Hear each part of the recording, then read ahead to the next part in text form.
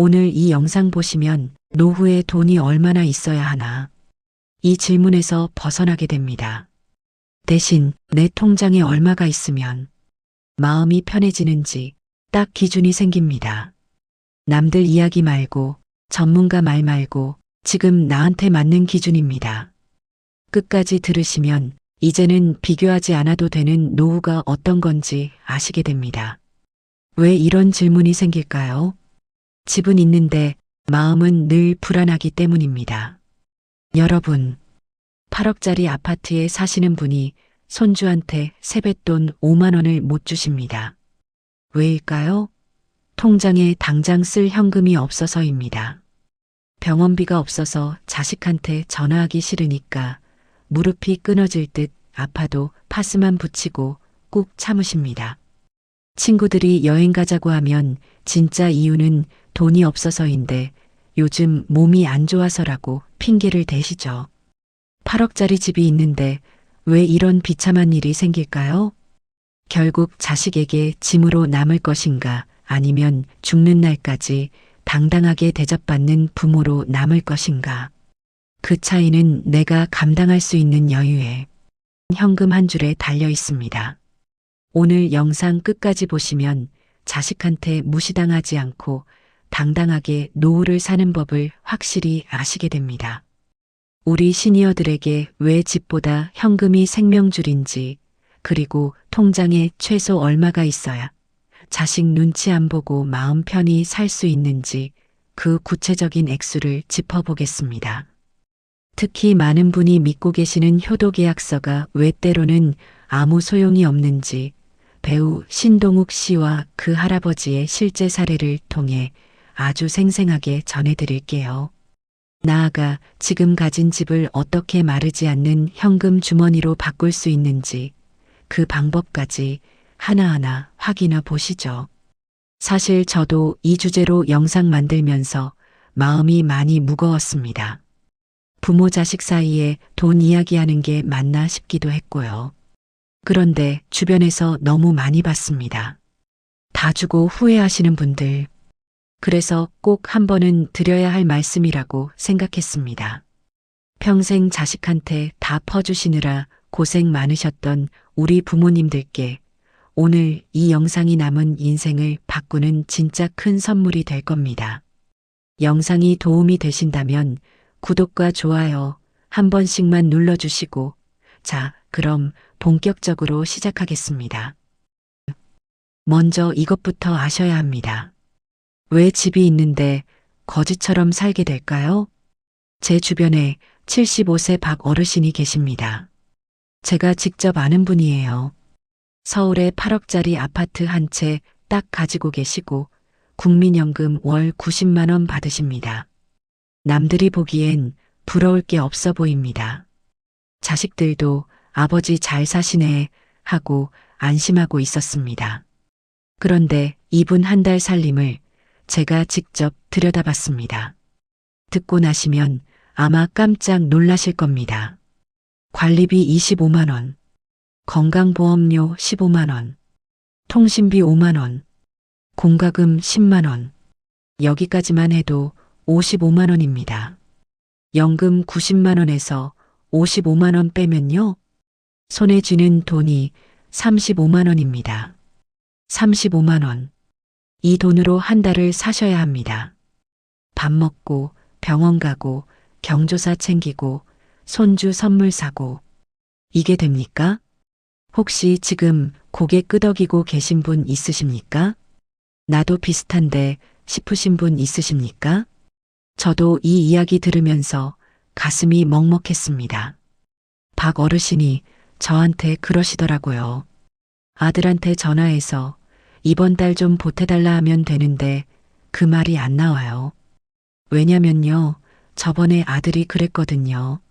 아버지, 요즘 애들 학원비가 얼만지 아세요? 저희도 죽겠어요. 그 말이 가슴에 대못처럼 박혀서요. 매달 10만 원만 용돈 보내달라는 말이 목구멍까지 올라왔다가 다시 내려가는 겁니다. 내가 8억짜리 집에 사는데 자식 눈치 덜 보게 되는 노후를 포기한다는 게 죽기보다 싫어요. 이 말씀하실 때 눈시울이 붉어지시더라고요. 저도 같이 눈물이 났습니다. 여러분, 이게 성공한 노후입니까? 8억짜리 집이 있어도 내 주머니에 현금이 없으면 집이랑 현금은 쓰임이 다릅니다. 마음대로 움직이기 어려운 삶입니다. 이게 첫 번째 교훈입니다. 집이 있어도 현금이 없으면 감옥입니다. 자, 여기서 이런 생각하실 수 있습니다.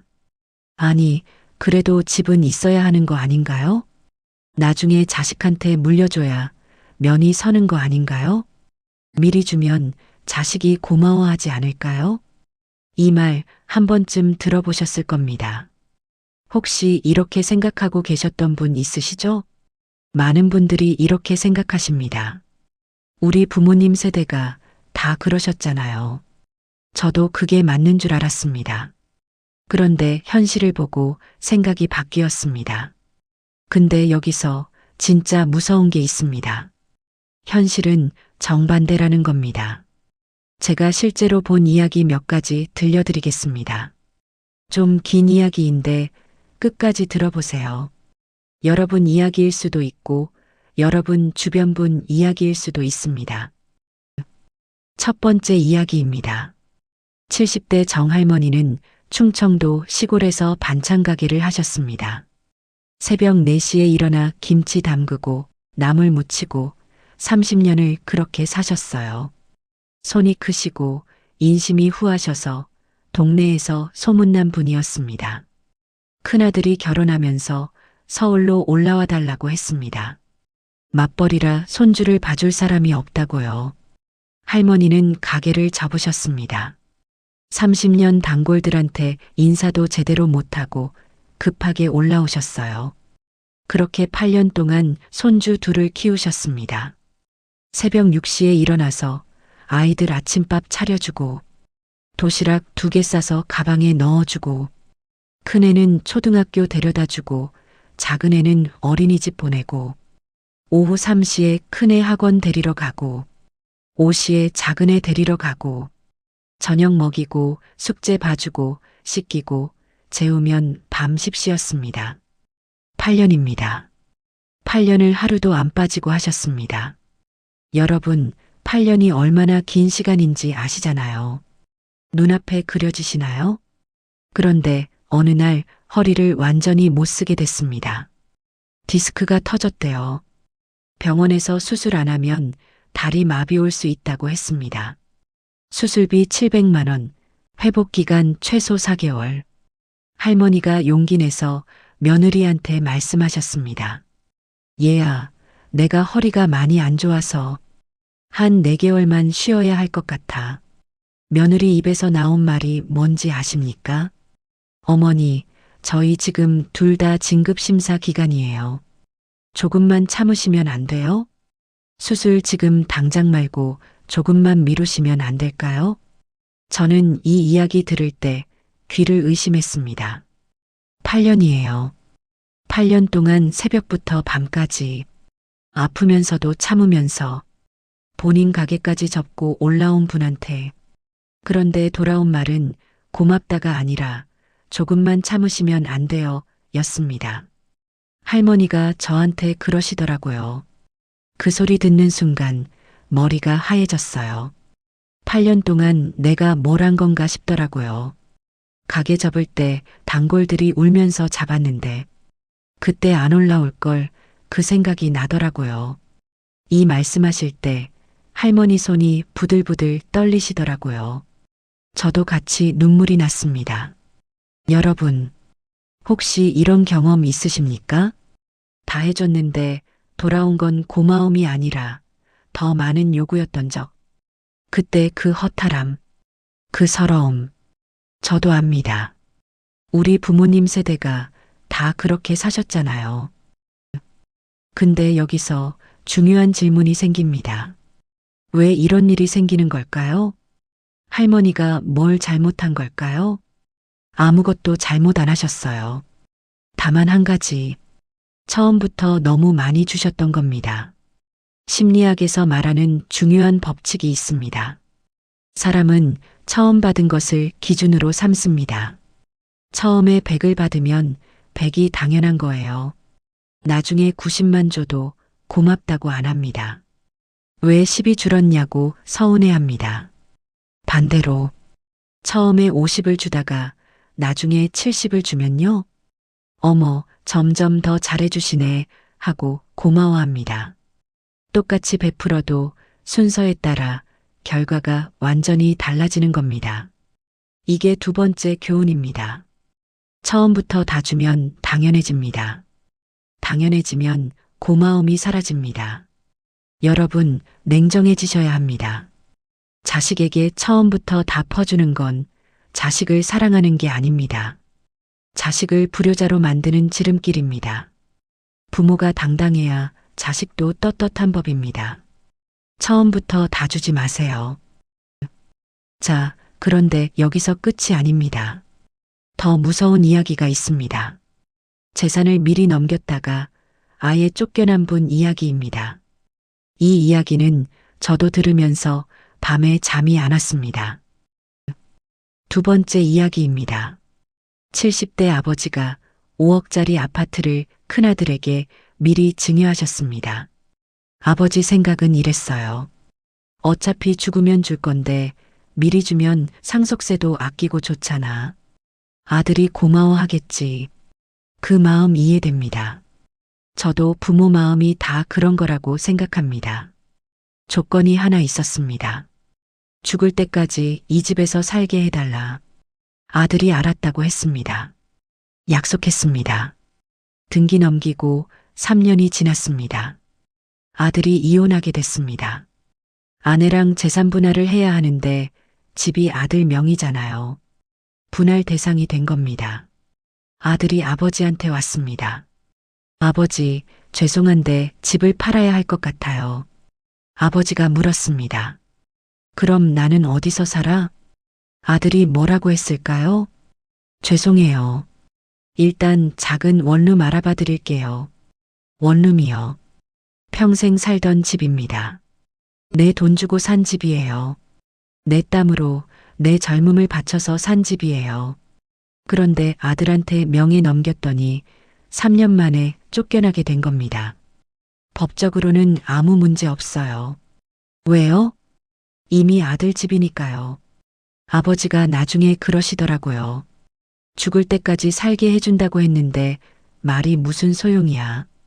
종이에 안 썼으면 휴지 조각이더라. 이 말씀하실 때 아버지 눈에 눈물이 고이시더라고요. 여러분, 지금 이 이야기 들으시면서 화가 나시는 분 계시죠?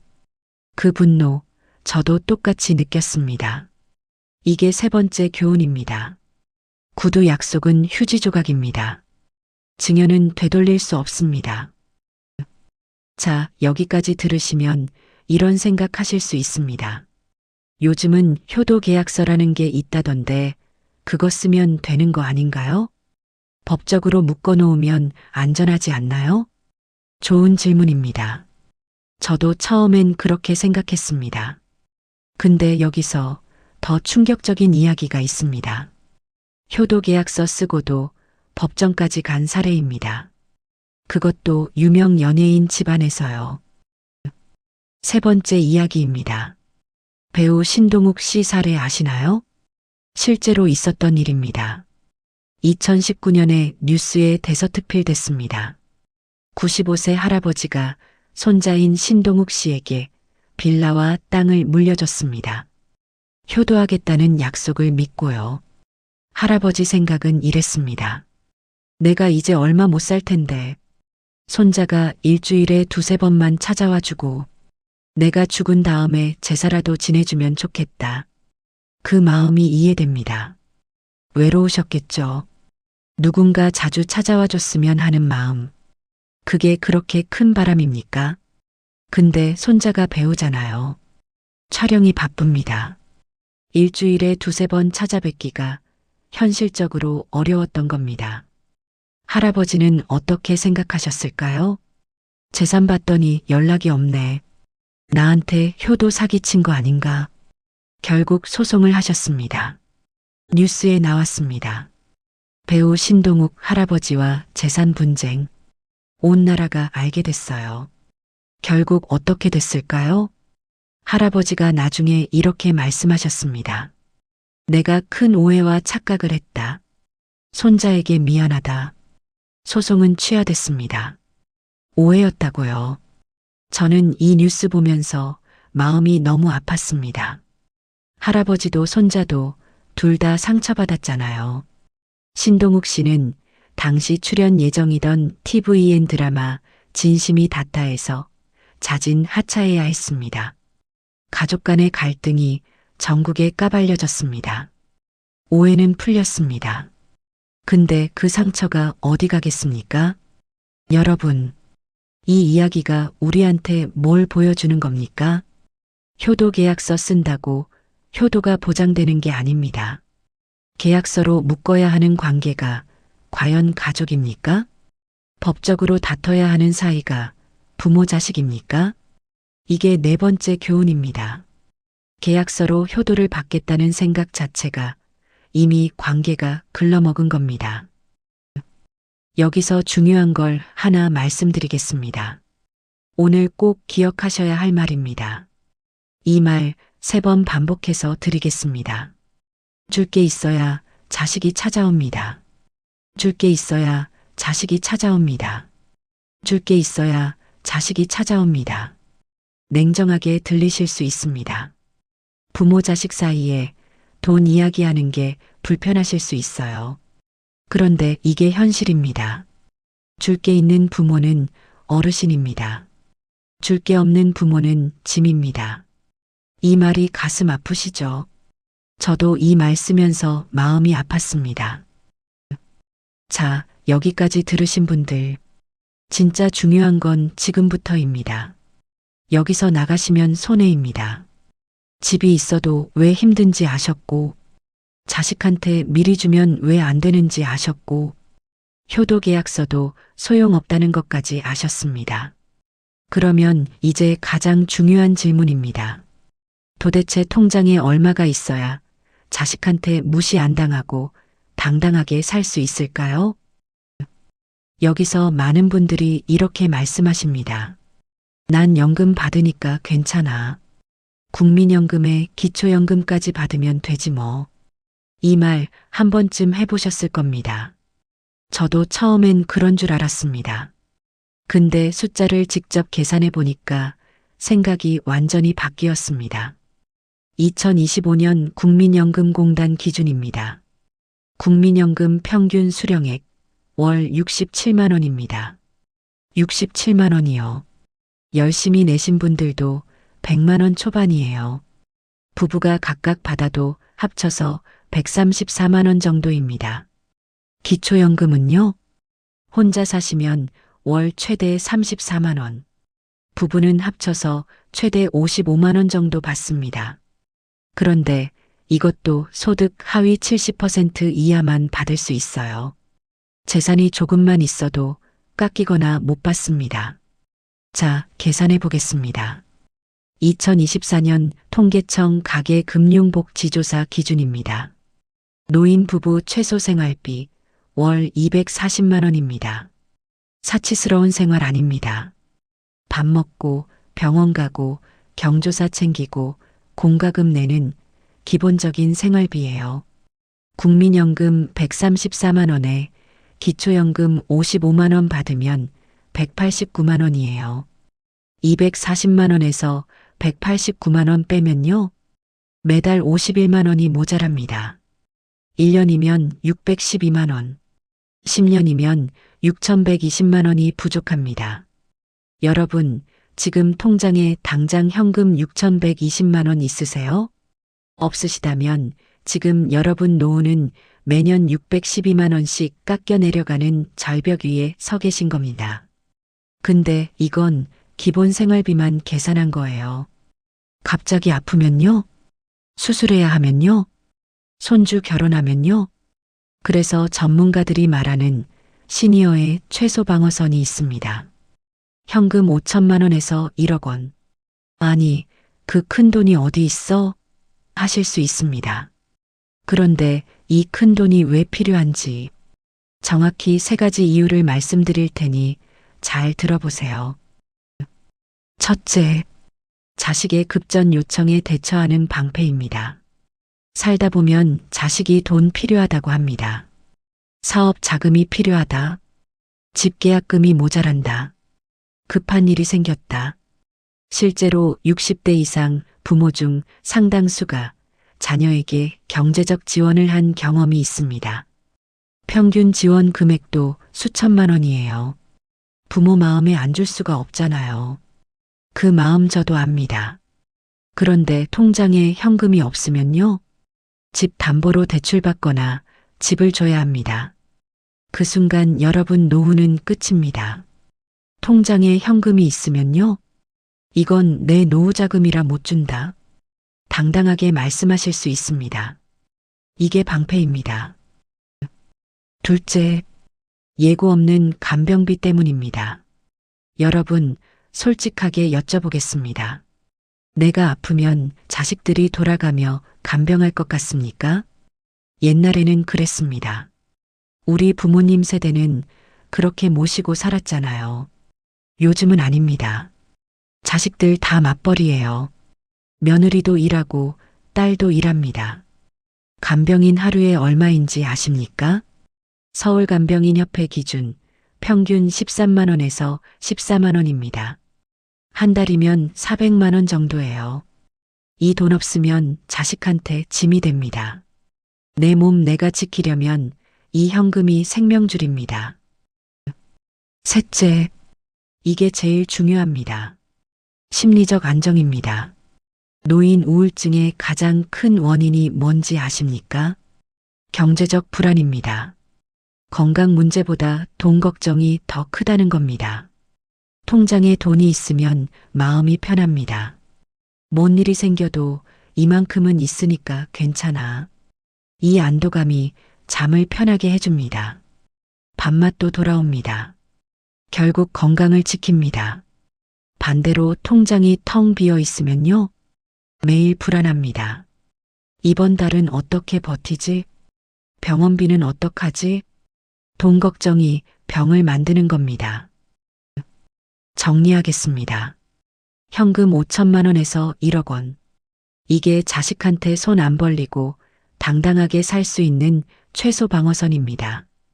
다시 한번 기억하세요. 줄 게 있어야 자식이 찾아옵니다. 자, 여기서 진짜 현실적인 문제가 있습니다. 이게 오늘 영상의 핵심입니다. 현금이 중요한 건 알겠는데 문제는 이겁니다. 이미 재산이 집 한 채에 다 묶여 있는데 어떻게 해야 하나요? 집을 당장 팔아야 하나요? 그러면 나는 어디서 살아요? 걱정 마세요. 방법이 있습니다. 여러분의 내 삶의 주도권을 지키는 2단계 방어막 전략을 알려드리겠습니다. 하나하나 자세히 설명해 드리겠습니다. 여기서부터가 진짜 중요하니까 집중해서 들어주세요. 2단계 방어막 다운사이징으로 평생 월급 만들기. 주택연금 이야기 들으시면 많은 분들이 이렇게 말씀하십니다. 그거 집을 빼앗기는 거 아니야? 자식들한테 물려줄 수 없잖아. 국가한테 집을 갖다 바치는 거지. 혹시 이렇게 생각하고 계셨던 분 있으시죠? 저도 처음엔 그렇게 생각했습니다. 많이들 오해하세요. 정확히 설명해 드리겠습니다. 주택연금은 내 집에 그대로 살면서 매달 연금을 받는 제도입니다. 집을 파는 게 아닙니다. 이사 가는 것도 아닙니다. 돌아가실 때까지 그 집에서 사실 권리가 100% 보장됩니다. 2025년 한국주택금융공사 기준입니다. 70세 부부가 5억짜리 집으로 주택연금을 신청하면 평생 매달 약 150만 원 정도를 받습니다. 150만 원이요. 매달이요. 죽을 때까지요. 1년이면 1,800만 원. 10년이면 1억 8천만 원입니다. 여기서 질문 많이 하십니다. 제가 주변 어르신들한테 가장 많이 받은 질문 3가지 답해드리겠습니다. 첫 번째 질문. 배우자가 먼저 돌아가시면 연금 끊기는 거 아니에요? 아닙니다. 남편이 먼저 가셔도 부인은 그대로 죽을 때까지 매달 150만 원 받습니다. 한 푼도 안 줄어듭니다. 두 번째 질문. 집값보다 더 많이 받으면 어떡해요? 집값이 5억인데 오래 사셔서 6억을 받으셨다고 칩시다. 1억을 더 받은 거잖아요. 이 1억은 누가 책임질까요? 국가가 책임집니다. 자녀한테 빚으로 넘어가지 않습니다. 세 번째 질문. 반대로 덜 받고 돌아가시면요? 집값이 5억인데 3억만 받고 돌아가셨다고 칩시다. 2억이 남잖아요. 자녀에게 상속됩니다. 국가가 가져가는 게 아니에요. 어떻습니까? 생각보다 괜찮지 않습니까? 2단계 방어막 다운사이징으로 비상금 만들기. 다운사이징은 큰 집을 팔고 작은 집으로 이사하는 겁니다. 그 차액을 현금으로 확보하는 거죠. 67세 최 여사님 사례 들려드리겠습니다. 이분 이야기가 저한테 큰 깨달음을 주셨어요. 최 여사님은 서울 노원구의 7억 원짜리 아파트에 사셨습니다. 34평, 엘리베이터 없는 5층이었어요. 자식들 다 출가하고 남편이랑 둘이 사시는데 계단 오르내리는 것만 해도 무릎이 아프셨습니다. 남편분이 먼저 말을 꺼내셨대요. 여보, 우리 이 집 팔고 작은 데로 가자. 최 여사님은 처음에 펄쩍 뛰셨대요. 이 집에서 애들 다 키웠는데 이 나이에 이사라니 창피하게. 한 달을 부부가 싸우셨대요. 그런데 어느 날 관리비 고지서를 보셨습니다. 45만 원. 난방비가 폭등해서요. 그날 밤에 최 여사님이 먼저 말씀하셨대요. 여보, 우리 이사하자. 7억짜리 집을 팔고 경기도 의정부의 3억 5천만 원짜리 신축 아파트로 이사하셨습니다. 22평, 엘리베이터 있는 3층이에요. 3억 5천만 원이 현금으로 남았습니다. 최 여사님이 뭐라고 하셨냐면요. 처음 한 달은 좁아서 답답했어요. 애들한테 말하기도 부끄러웠고요. 근데 석 달 살아보니까 오히려 좋더라고요. 청소가 30분이면 끝나요. 관리비가 18만 원으로 줄었어요. 엘리베이터 있으니까 무릎이 안 아파요. 무엇보다 통장에 돈이 있으니까 마음이 편해요. 손주 돌잔치에 50만 원 넣어줄 때 안 떨려요. 병원 가야 할 때 돈 생각 안 해요. 남편이 그러더라고요. 당신 얼굴이 요즘 밝아졌어. 그게 진짜 행복이더라고요. 여러분, 34평에서 불안하게 사는 것과 22평에서 마음 편하게 사는 것. 어떤 게 더 행복한 노후입니까? 집 크기가 행복을 결정하는 게 아닙니다. 통장 잔고가 마음의 평화를 결정합니다. 자, 여기까지 들으시면 이런 생각하실 수 있습니다. 그래, 현금이 중요한 건 알겠어. 근데 자식한테 아무것도 안 주면 나쁜 부모 아닌가? 자식들이 원망하지 않을까? 이 걱정 한 번쯤 해보셨을 겁니다. 좋은 질문입니다. 저도 그 생각 해봤습니다. 그런데 여기서 반전이 있습니다. 끝까지 재산 쥐고 계셨던 분이 오히려 효도를 더 받은 사례가 있습니다. 70대 이 어르신은 자식이 셋입니다. 큰아들, 작은아들, 딸. 다 결혼했고 손주도 있습니다. 몇 년 전에 자식들이 모여서 이야기했습니다. 아버지, 이제 연세도 있으시고 집 관리하시기 힘드시잖아요. 미리 정리하시는 게 어때요? 속내가 뭐겠습니까? 미리 나눠 가지자는 거죠. 이 어르신이 뭐라고 하셨을까요? 내 집은 내가 죽을 때까지 내 거다. 너희 줄 생각 없다. 내가 죽고 나면 알아서 나눠 가져라. 단호하게 선을 그으셨습니다.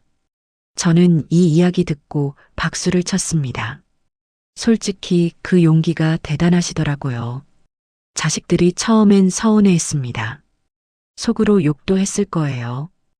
그런데 시간이 지나니까 어떻게 됐을까요? 이 어르신은 주택연금 가입하셔서 매달 130만 원 받으십니다. 그 돈으로 친구들이랑 한 달에 한 번 여행 다니시고 손주들 올 때마다 용돈 쥐어주십니다. 자식들이 어떻게 됐을까요?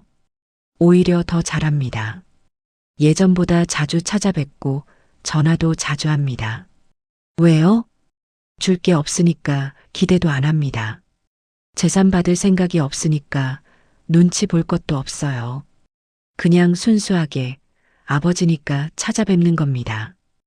효도가 진짜 효도가 된 겁니다. 이 어르신이 저한테 그러시더라고요. 예전에는 자식들이 올 때마다 혹시 돈 이야기 꺼내면 어떡하지 긴장했어요. 지금은 그런 거 없어요. 그냥 아버지로서 편하게 대해요. 이게 진짜 행복이더라고. 이 말씀하실 때 어르신 얼굴이 정말 환하셨습니다. 그 표정을 저는 잊을 수가 없습니다. 여러분, 이 두 가지 케이스를 비교해 보세요. 재산 미리 준 부모, 쫓겨났습니다. 요양원 가라는 소리 들었습니다. 재산 끝까지 쥔 부모, 대접받습니다. 자식들이 더 자주 찾아옵니다. 같은 부모인데 결과가 왜 이렇게 다를까요? 줄 게 있는 부모는 어르신입니다. 줄 게 없는 부모는 짐입니다. 재산 줄 때는 아버지 어머니 하다가 재산 다 받고 나면 왜 아직도 안 가시지 가댑니다. 냉정합니다. 듣기 싫으실 수 있습니다.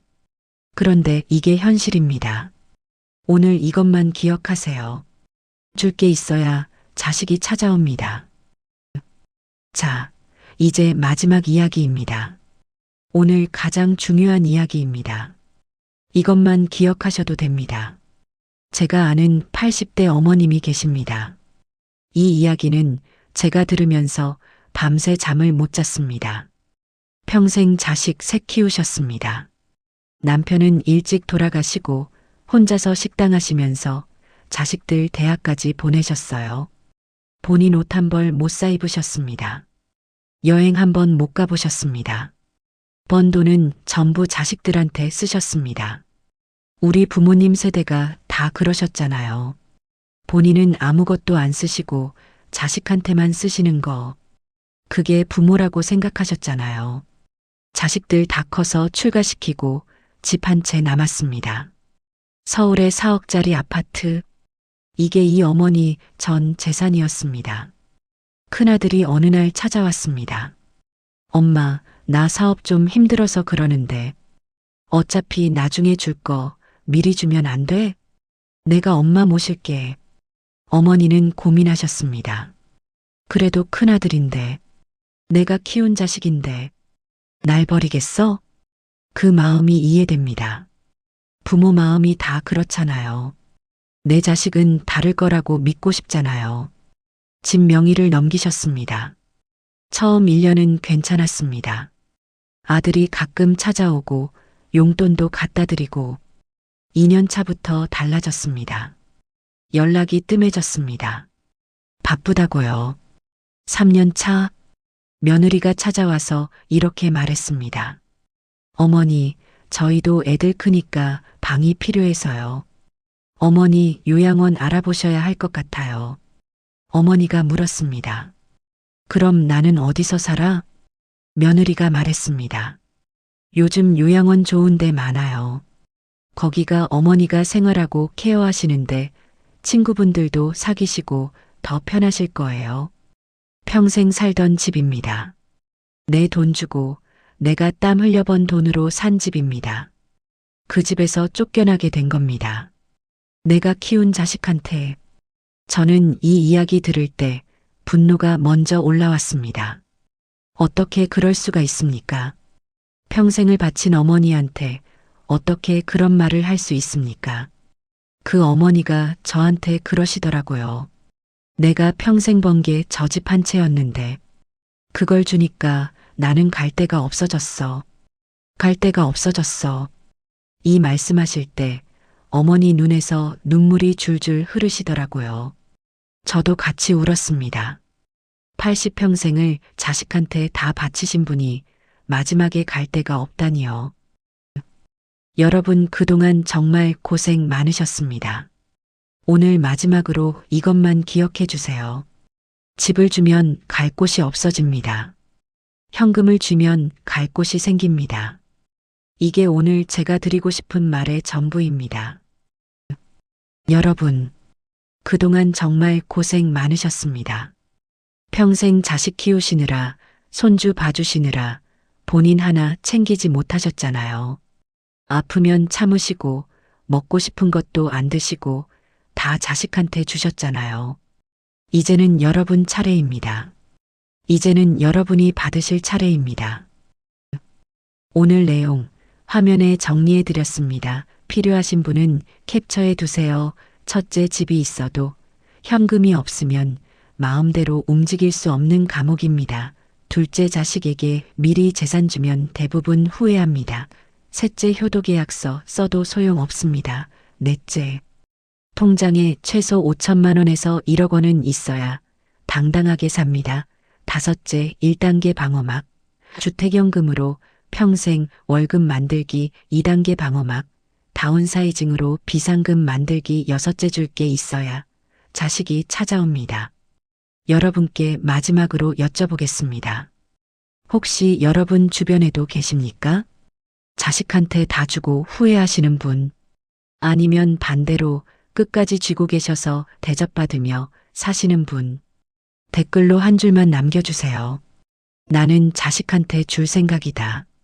아니면 나는 절대 안 준다. 한 줄이면 됩니다. 긴 사연 아니어도 됩니다. 여러분의 한 줄이 비슷한 고민하시는 분들께 큰 힘이 됩니다. 저도 하나하나 다 읽어보고 댓글 달아드리겠습니다. 그리고 한 가지만 더 부탁드리겠습니다. 주변에 자식 걱정 때문에 밤잠 설치시는 친구분들 많으시죠? 자식한테 집 줄까 말까 고민하시는 분, 통장 잔고 보면서 불안해하시는 분, 노후 준비 하나도 안 돼 있다고 한숨 쉬시는 분, 이 영상 그 친구분께 꼭 보내주세요. 그게 그 친구의 노후를 구하는 가장 큰 선물입니다. 진짜입니다. 한 사람이라도 더 이 영상 보시고 후회 없는 선택하시면 좋겠습니다. 부모가 행복해야 자식도 행복합니다. 부모가 당당해야 자식도 떳떳합니다. 여러분 남은 인생 자식 눈치 보지 마시고 당당하게 사십시오. 여러분은 이미 충분히 잘 사셨고 충분히 많이 주셨습니다. 이제는 여러분 차례입니다. 오늘도 여러분의 건강하고 당당한 노후를 응원합니다. 구독과 좋아요, 알림 설정까지 부탁드립니다. 감사합니다.